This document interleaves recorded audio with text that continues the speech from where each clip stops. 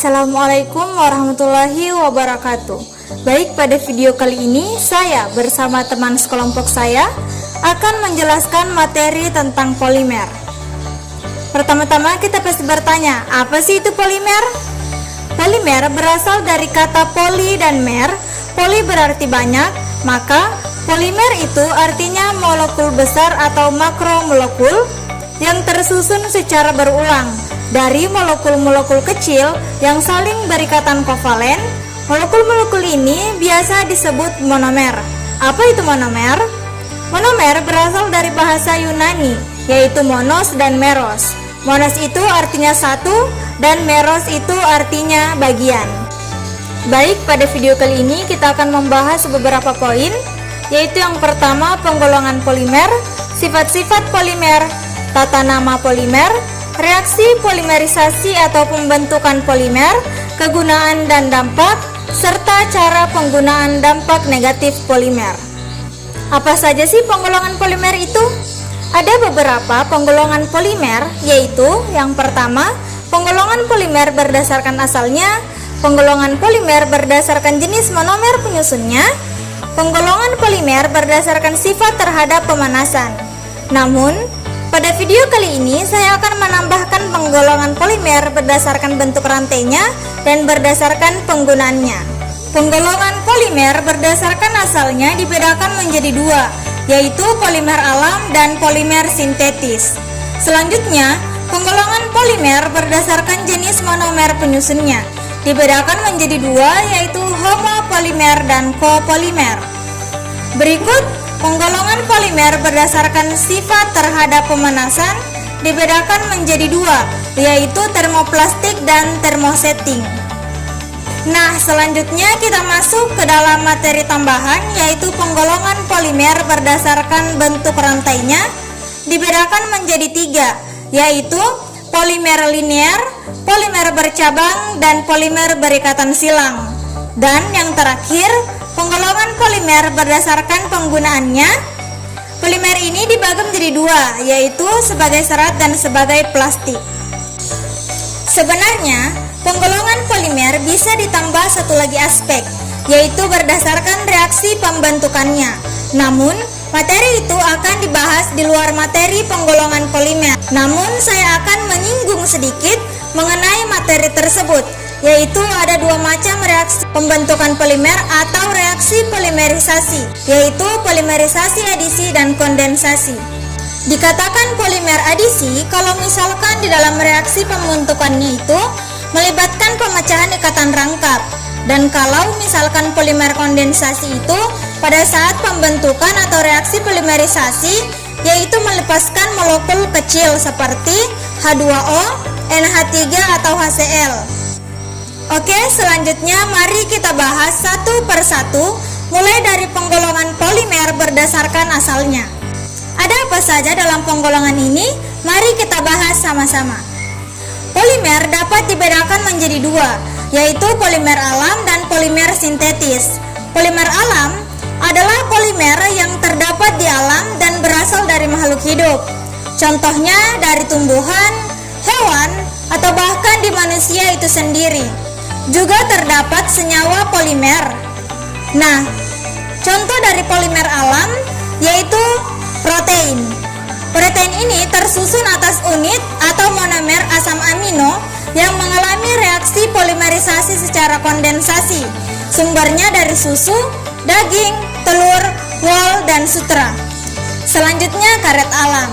Karet alam ini asalnya dari pohon karet yang monomernya adalah isopropena yang mengalami reaksi polimerisasi adisi, sumbernya dari getah pohon karet.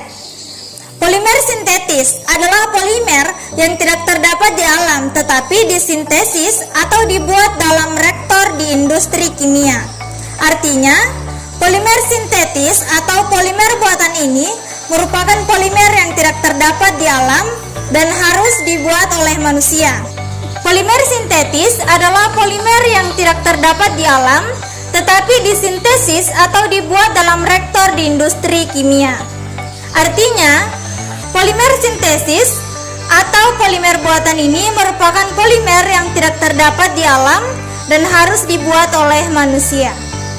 Contohnya polietena atau polietilena, ini monomernya etena, mengalami polimerisasi secara adisi dikarenakan etena merupakan ikatan rangkap terdapat pada plastik, ember, drum, dan jas hujan. Kemudian polipropena atau polipropilena, monomernya propena, jadi ada ikatan rangkap juga karena alkena. Jadi polimerisasinya secara adisi terdapat pada tali, karung, dan botol plastik. Berikutnya, penggolongan polimer berdasarkan jenis monomernya ada dua, yaitu homopolimer dan copolimer. Bedanya seperti ini.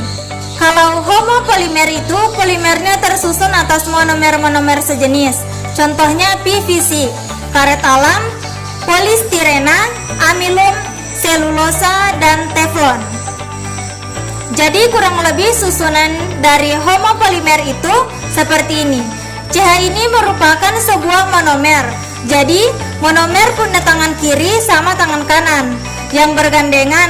Kita mengetahui bahwa pada reaksi polimerisasi, baik secara adisi maupun kondensasi, bereaksi membentuk ikatan yang membuka dan bergandengan satu sama lain. Ini adalah susunan struktur dari homopolimer.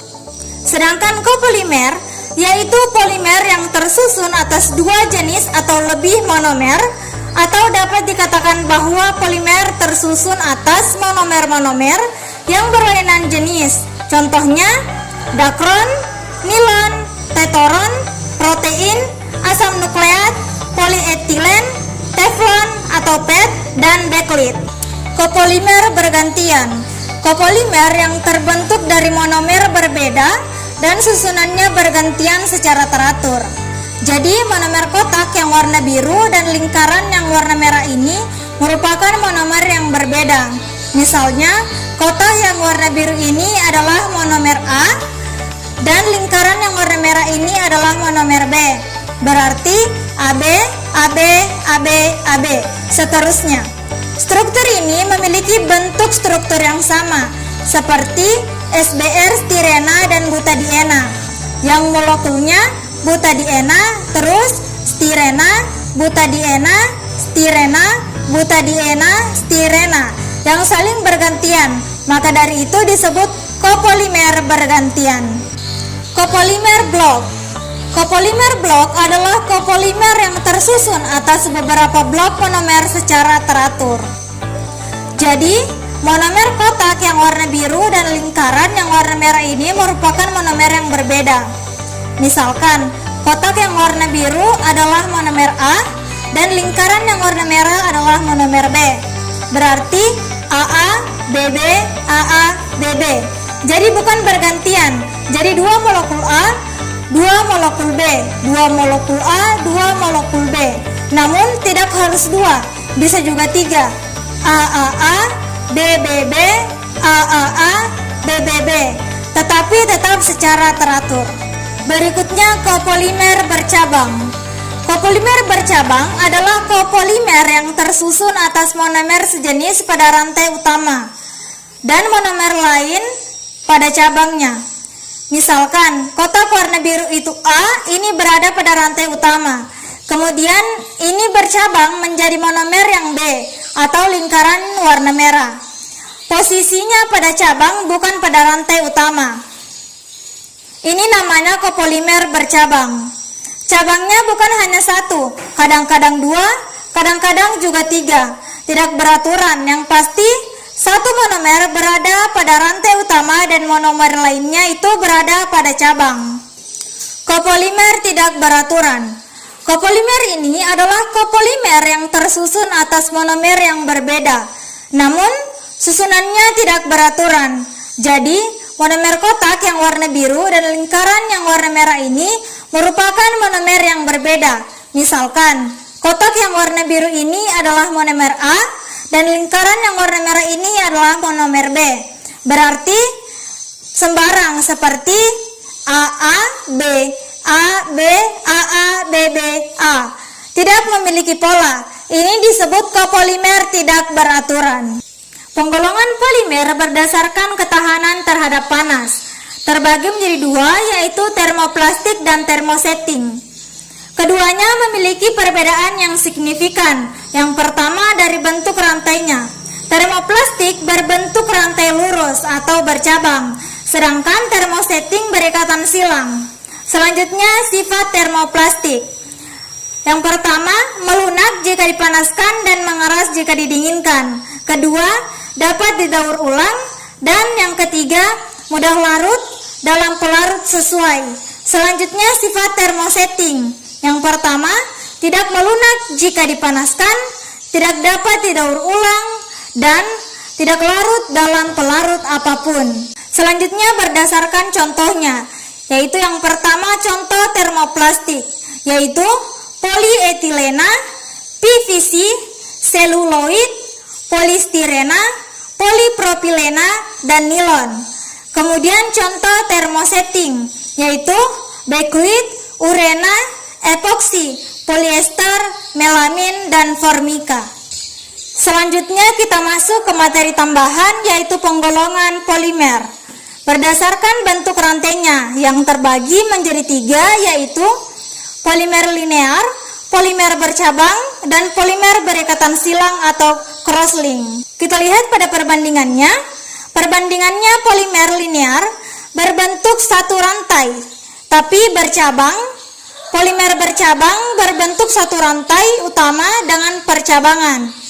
Sedangkan polimer berikatan silang berbentuk seperti beberapa rantai utama yang dihubungkan dengan sambungan silang. Selanjutnya perbedaan berdasarkan sifatnya. Sifat polimer linear yaitu titik lele, gaya tarik, dan densitas yang tinggi. Apa itu densitas? Densitas itu massa jenis. Selanjutnya sifat polimer bercabang, yaitu titik leleh, gaya tarik, dan densitas yang rendah. Sifat polimer berikatan silang, yaitu sangat keras, kaku, dan rapuh. Kita masuk kepada contohnya, yaitu contoh polimer linear, yaitu polietena dan PVC. Contoh polimer bercabang yaitu glikogen, dan contoh polimer berikatan silang yaitu bakelit dan resin urea formaldehida. Selanjutnya berdasarkan strukturnya. Struktur polimer linear yaitu struktur rantainya lurus. Selanjutnya struktur polimer bercabang yaitu struktur pada rantai utamanya terus cabang-cabangnya. Ada yang cuma satu monomer dan ada yang dua monomer.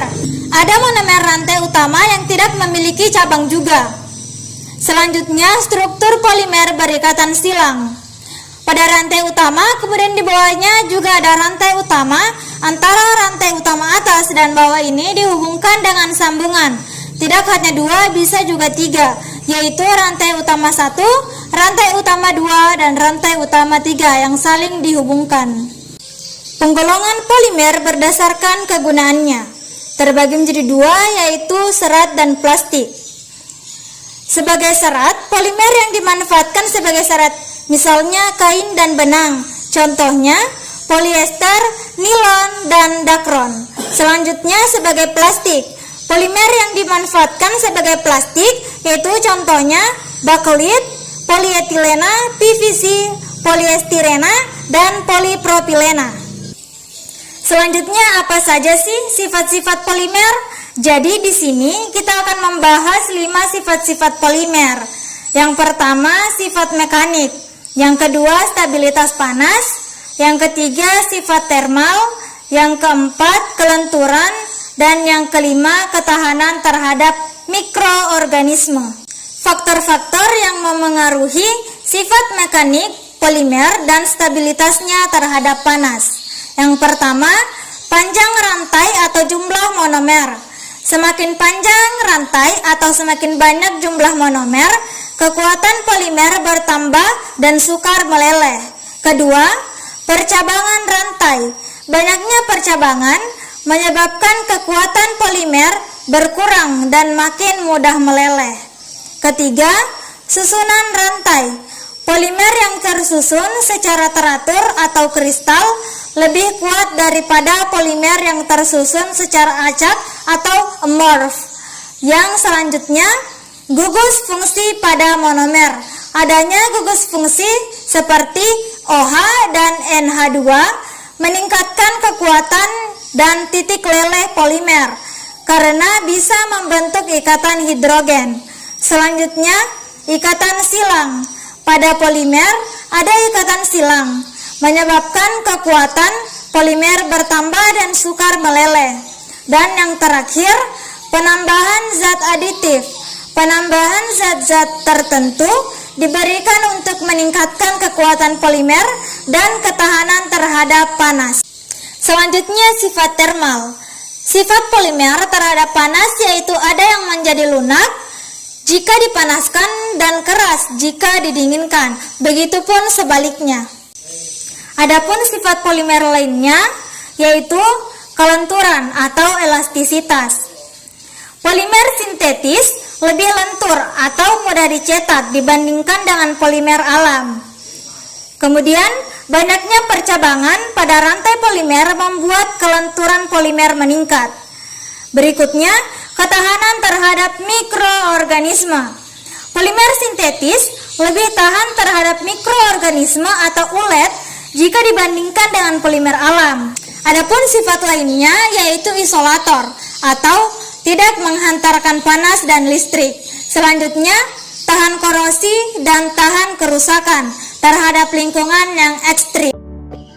Penamaan polimer bergantung pada jenis reaksi polimerisasi yang terjadi. Pada reaksi polimerisasi adisi, nama polimer diawali dengan menambahkan awalan poli di depan nama monomer pembentuknya. Contoh monomer propena dengan rumus kimia CH2CH3. Polimer propena, rumus kimia CH2CH3N. Pada contoh di atas, propena atau monomer mengalami reaksi adisi membentuk polipropilena atau polimer. Awalan poli ditambahkan pada nama monomer untuk menunjukkan bahwa senyawa tersebut merupakan polimer. Huruf N pada rumus kimia polipropena menunjukkan bahwa monomer propena berulang-ulang membentuk rantai panjang. Berikut adalah penjelasan mengenai reaksi polimerisasi atau pembentukan polimer. Yang pertama, inisiasi. Pada tahap inisiasi terjadi pembentukan senyawa radikal bebas yang akan memulai reaksi polimerisasi monomer. Ini diilustrasikan dengan reaksi R2 dipolimerisasi menjadi 2R radikal bebas dan R radikal bebas ditambah M dipolimerisasi menjadi Rm radikal bebas. R radikal bebas merupakan spesi radikal bebas dan M adalah satu molekul monomer. Rm radikal bebas adalah senyawa monomer radikal yang terbentuk. Pembentukan senyawa radikal bebas untuk memulai polimerisasi monomer. Reaksi inisiasi melibatkan pemutusan ikatan kovalen dalam inisiator atau R2 untuk menghasilkan radikal bebas atau R radikal bebas yang kemudian bereaksi dengan monomer atau M untuk membentuk radikal monomer atau Rm radikal bebas. Yang kedua, propagasi. Tahap propagasi adalah tahapan pertumbuhan rantai polimer. Ini terjadi melalui penambahan berulang unit monomer ke rantai polimer yang sedang tumbuh. Reaksi ini diilustrasikan dengan Rm radikal bebas ditambah M terpolimerisasi menjadi Rm radikal bebas. Reaksi ini berlanjut hingga rantai polimer mencapai panjang tertentu. Pertumbuhan rantai polimer akibat penambahan unit monomer secara terus-menerus. Reaksi propagasi adalah reaksi berantai yang melibatkan penambahan berulang unit monomer ke radikal monomer yang tumbuh, menghasilkan rantai polimer yang semakin panjang. Yang ketiga, terminasi. Tahap terminasi adalah tahap penghentian pembentukan rantai polimer. Ini dapat terjadi melalui dua mekanisme, perpindahan elektron bebas atau terminasi bimolekuler. Contoh terminasi bimolekuler ditunjukkan oleh reaksi M1 ditambah Mn terpolimerisasi menjadi M1Mn. Penghentian pembentukan rantai polimer. Reaksi terminasi menghentikan pertumbuhan rantai polimer dengan menggabungkan dua radikal bebas, baik melalui kombinasi dua radikal rantai atau melalui perpindahan atom atau gugus atom. Adapun contoh reaksi pembentukan polietilena. Bagaimana reaksi pembentukan polietilena? Reaksi pembentukan polietilena diberikan sebagai contoh tahap inisiasi, propagasi, dan terminasi. Ditunjukkan dalam reaksi yang diberikan pada gambar di atas. Perhatikan bahwa reaksi yang diberikan pada gambar di atas memiliki beberapa kesalahan penulisan, namun secara umum prosesnya dapat dipahami. Reaksi pembentukan polietilena melibatkan tahap inisiasi atau R1 radikal bebas ditambah CH2, CH2, CH2, CH2, R radikal bebas. Propagasi atau penambahan berulang unit etilena ke rantai yang sedang tumbuh, dan terminasi atau penggabungan dua radikal rantai yang tumbuh. Hasil akhirnya adalah polimer polietilena N atau CH2. CH2 dipolimerisasi menjadi CH2, CH2, N radikal bebas. Materi selanjutnya yaitu polimerisasi adisi. Perlu kita ketahui apa itu polimerisasi adisi. Polimerisasi adisi adalah perkaitan langsung antar monomer berdasarkan reaksi adisi. Polimerisasi adisi terjadi pada monomer yang memiliki ikatan rangkap dua. Polimerisasi juga dapat berlangsung melalui bantuan katalisator. Contoh di sini yaitu monomernya etilen dan polimernya yang dibentuk adalah polietilen. Di sini diketahui proses awalnya terdapat ikatan pi sehingga ikatan pi ini terputus dan juga di sini membentuk ikatan bergabung dengan etilen yang lain sehingga membentuk ikatan atau struktur ikatan tunggal. Di sini juga menunjukkan bahwa monomer etilena mengandung ikatan rangkap dua, sedangkan polietilena tidak terdapat ikatan rangkap dua. Di sini juga dapat digunakan sebagai tas plastik, pembungkus makanan, dan botol. Di sini juga terdapat 3 kegunaan seperti tas plastik, pembungkus makanan, dan botol. Ketiga kegunaan tersebut dapat digunakan apabila dijadikan produk sehingga bisa digunakan sehari-hari. Polimerisasi kondensasi adalah reaksi pembentukan polimer di mana monomer-monomer bergabung sambil melepaskan molekul kecil seperti air H2O atau amonia NH3. Proses ini berbeda dari polimerisasi adisi yang menggabungkan monomer tanpa melepas molekul kecil. Gambar ini juga menunjukkan bahwa sebuah reaksi polimerisasi kondensasi di mana beberapa monomer bergabung membentuk sebuah polimer yang lebih besar disertai dengan pelepasan molekul air. Contoh di sini kita dapat melihat bahwa polimerisasi kondensasi alami yang disebutkan yaitu pembentukan protein dari asam amino. Secara sederhana, hal ini menjelaskan bagaimana molekul kecil bergabung untuk membentuk molekul besar atau polimer dengan melepaskan molekul kecil. Selanjutnya kita masuk ke dalam materi kegunaan polimer. Kegunaan polimer dalam kehidupan sehari-hari ada beberapa, yaitu yang pertama, plastik polietilen tereftalat atau PET.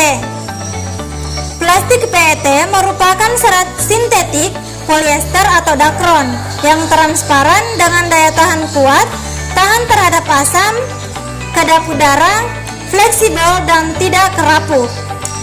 Dalam hal penggunaannya, plastik PET menempati urutan pertama. Penggunaan sekitar 72% sebagai kemasan minuman dengan kualitas yang baik. Plastik PET merupakan polyester yang dapat dicampur dengan polimer alam seperti sutera, wool, dan katun untuk menghasilkan bahan pakaian yang bersifat tahan lama dan mudah perawatannya. Yang kedua, plastik polietena atau polietilena (PE). Terdapat dua jenis plastik PE, yaitu low density polyethylene atau LDPE dan high density polyethylene atau HDPE. Plastik LDPE banyak digunakan sebagai kantong plastik serta pembungkus makanan dan barang. Sedangkan plastik HDPE banyak digunakan sebagai bahan dasar membuat mainan anak-anak, pipa yang kuat, tangki korek api gas, bahan radio dan televisi, serta piringan hitam. Yang ketiga ada polyvinyl klorida atau PVC. Plastik PVC bersifat termoplastik dengan daya tahan kuat. Plastik ini juga bersifat tahan serta kedap terhadap minyak dan bahan organik. Plastik bentuk kaku digunakan untuk membuat konstruksi bangunan, mainan anak-anak, pipa PVC atau paralon, meja, lemari, piringan hitam, dan beberapa komponen mobil. Adapun plastik bentuk fleksibel, jenis ini digunakan untuk membuat stang, plastik, dan isolasi listrik. Dalam hal penggunaannya, plastik PVC menempati urutan ketiga dan sekitar 68% digunakan untuk konstruksi bangunan atau pipa saluran air. Yang keempat, plastik nilon. Plastik nilon merupakan polimer poliamida atau proses pembentukannya seperti pembentukan protein. Plastik nilon ditemukan pada tahun 1934 oleh World Craters dari DuPont Company. Ketika itu, Craters mereaksikan asam adipat dan hexamethyldiamin, plastik yang bersifat sangat kuat atau tidak cepat rusak dan halus. Ini banyak digunakan untuk pakaian, peralatan kemah dan panjat tebing, peralatan rumah tangga, serta peralatan laboratorium. Yang kelima, karet sintetik. Karet sintetik yang terkenal adalah stiren butadiene rubber atau SBR, suatu polimer yang terbentuk dari reaksi polimerisasi antara stirena dan 1,3 butadiena. Karet sintetik ini banyak digunakan untuk membuat ban kendaraan karena memiliki kekuatan yang baik dan tidak mengembang apabila terkena minyak atau bensin. Yang keenam ada wool. Wool adalah serat alami dari protein hewani atau keratin yang tidak larut. Struktur protein wool yang lentur menghasilkan kain dengan mutu yang baik, namun kadang-kadang menimbulkan masalah karena dapat mengerut dalam pencucian. Oleh karena itu, wool dicampur dengan PET untuk menghasilkan kain yang bermutu baik dan tidak mengerut pada saat pencucian. Yang ketujuh atau yang terakhir ada kapas. Kapas merupakan serat alami dari bahan nabati selulosa yang paling banyak digunakan. Hampir 50% pemakaian serat alami berasal dari kapas. Kain katun dibuat dengan serat kapas dengan perlakuan kimia, sehingga menghasilkan kain yang kuat, enak dipakai, dan mudah perawatannya. Dampak negatif polimer. Dampak negatif penggunaan polimer sintesis dalam kehidupan berupa pencemaran lingkungan dan gangguan kesehatan. Bertumpuknya sampah plastik mengakibatkan pencemaran lingkungan seperti berikut: A. Tercemarnya tanah, air tanah, dan organisme yang hidup di tanah. B. Racun-racun dan partikel plastik yang masuk ke dalam tanah dapat membunuh organisme dan bakteri pengurai di dalam tanah. C. PCB yang tidak terurai dapat berakumulasi dalam tubuh makhluk hidup mengikuti rantai makanan. Dan yang terakhir, mengganggu peresapan air ke dalam tanah. Adapun cara penanggulangan dampak negatif polimer. Beberapa upaya dapat dilakukan untuk mengurangi dampak negatif penggunaan polimer. A. Mengurangi pemakaian polimer plastik. B. Tidak membuang plastik di sembarangan tempat. C. Mencari alternatif pemakaian bahan-bahan yang lebih mudah didegradasi. D. Mengumpulkan plastik-plastik bekas untuk didaur ulang. Dan yang terakhir, memisahkan sampah organik dan anorganik. Itulah tadi video pembelajaran dari kelompok kami. Lebih dan kurangnya mohon dimaafkan. Saya akhiri dengan ucapan wabillahi taufiq wal hidayah. Wassalamualaikum warahmatullahi wabarakatuh.